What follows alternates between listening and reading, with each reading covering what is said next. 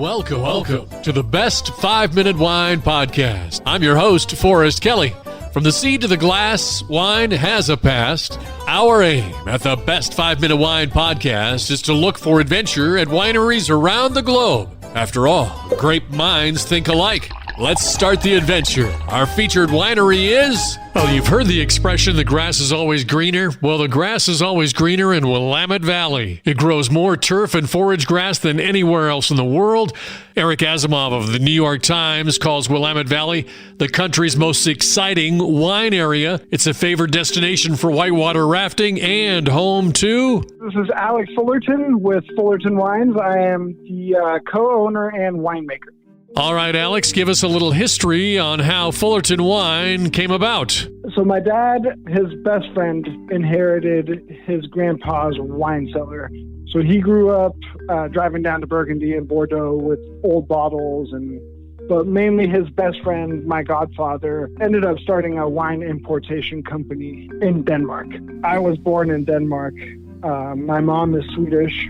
My dad was born in California to an American dad and a Danish mom. Long story, my dad kind of got me into wine. So when I was graduating high school, he ended up taking me on a trip to Burgundy, Champagne, and Cognac. And we actually picked up one of my best friends from Denmark, him and his dad. We picked them up at the airport, drive to Burgundy.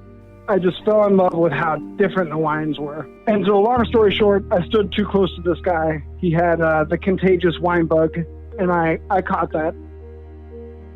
Since he's a big fan of wine, he kind of stocked me with some more affordable stuff throughout college. So we kind of started home brewing, had a little bit of a bootlegging operation going. My roommates and I got into fermentation that way. As I was graduating with an Econ degree, was up tasting at Penerash, and got a job in the wine industry and just fell in love with everything about the industry.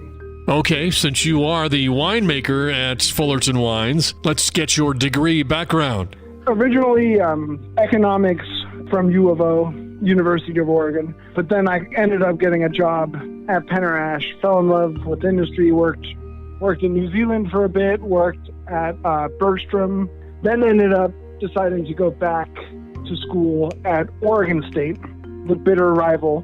So I'm a rare platypus, which is a beaver and a duck. But I ended up going back to school for viticulture and enology, which is grape growing and winemaking. You've got a huge selection of wines at Fullerton Wines, but which one is your most popular? So our Three Otters label is what we make the most of. And Three Otters Pinot Noir, which is a blend of vineyards from throughout the Willamette Valley again. That's our most popular wine, I guess, if you look at production. And that is something special about us, too, is we don't make all the wines the same. So we like to optimize each vineyard, and we do a lot of different production techniques. So we like to experiment.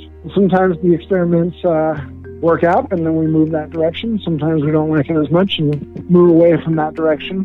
Three Otters really gets a huge diversity of different things while still maintaining what it is to be a Willamette Valley Pinot Noir, which is a little bit lighter, easy, approachable, but still with lots of flavor, some spice and earthiness, and then red tone fruit.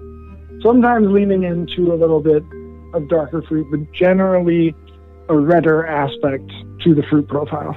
And that really is what we're going for in Three Otters Pinot. Will somebody answer that phone? It's time, boys and girls, for our listener voicemail.